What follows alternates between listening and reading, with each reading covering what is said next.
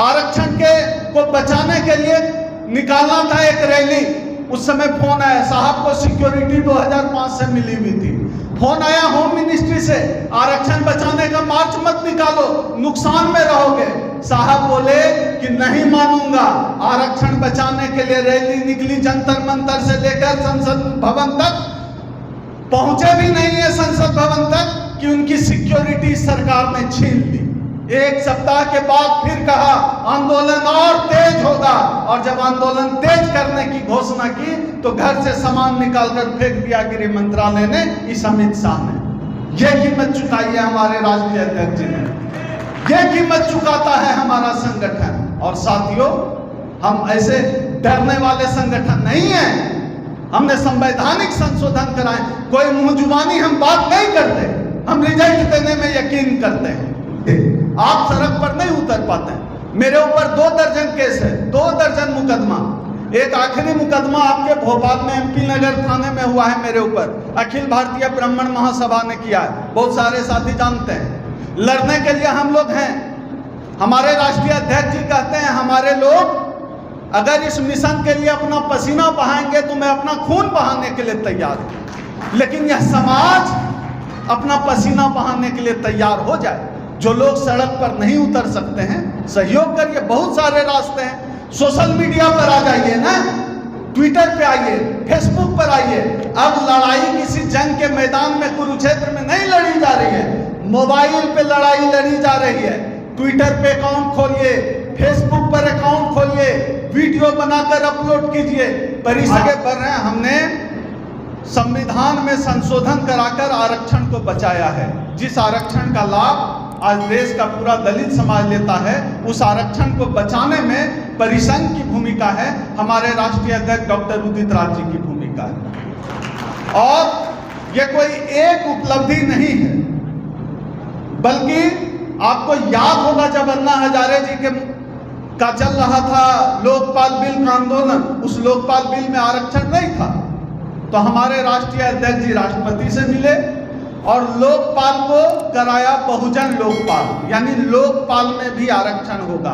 यह क्रेडिट जाता है हमारे परिसंघ को, हमारे राष्ट्रीय अध्यक्ष जी।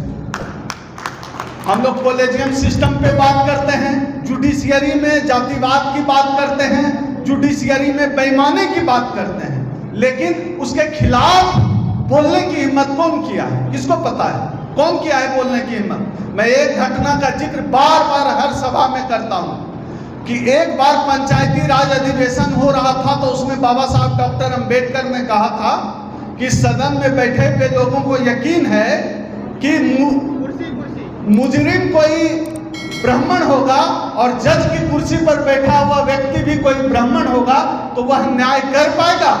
तो पूरे सदन में चुप्पी छा गई थी। और हमारे राष्ट्रीय अध्यक्ष डॉक्टर उदित राज जी ने जब नरेंद्र मोदी की मौजूदगी में संसद में ताल ठोककर कहा कि भारत की न्यायपालिका जातिवादी है, सब पूरे सदन में चुप्पी छा गई थी। इतिहास को दोहराने का काम हमारे राष्ट्रीय अध्यक्ष, हमारे संगठन ने किया है।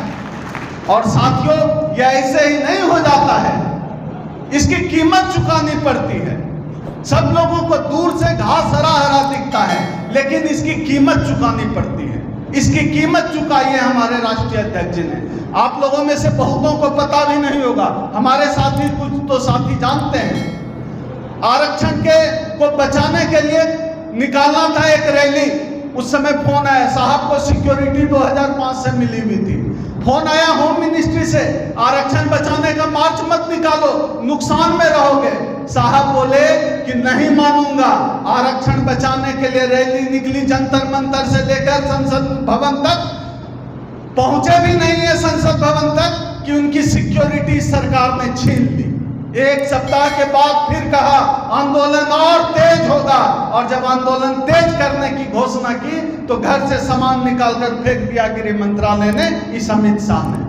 यह कीमत चुकाई है हमारे राष्ट्रीय अध्यक्ष जी ने, यह कीमत चुकाता है हमारा संगठन। और साथियों, हम ऐसे डरने वाले संगठन नहीं है। हमने संवैधानिक संशोधन कराए, कोई मुंह जुबानी हम बात नहीं करते, हम रिजल्ट देने में यकीन करते हैं। अभी पिछले दिनों जब इस लॉकडाउन में हम सब लोग घरों में सो रहे थे, उत्तराखंड का फैसला आया था प्रमोशन में आरक्षण के खिलाफ। सुप्रीम कोर्ट में रात में सुप्रीम कोर्ट खोल कर फैसला दिया था। हमारे राष्ट्रीय अध्यक्ष सुप्रीम कोर्ट के सामने जाकर खड़े हो गए और नारा लगाए, सुप्रीम कोर्ट जातिवादी है, सुप्रीम कोर्ट मुर्दाबाद, सुप्रीम कोर्ट आरक्षण विरोधी है।